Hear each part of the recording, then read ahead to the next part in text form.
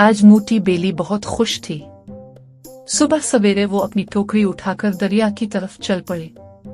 दरिया का पानी ठंडा और साफ था और मोटी बेली बड़े मजे से किनारे बैठकर पानी में हाथ डालने लगी।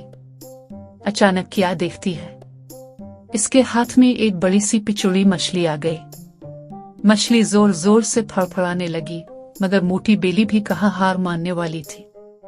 मोटी बेली ने फौरन अपना तबला उठाया और डेम डेम डेम तबला मार मार कर मछली को काबू में कर लिया।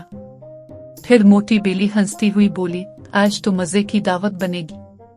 वो मछली को टोकरी में डालकर सीधी घर पहुंची। घर आकर उसने मछली साफ की, मसाले डाले और कढ़ाई में डालकर बड़े शौक से पकाया।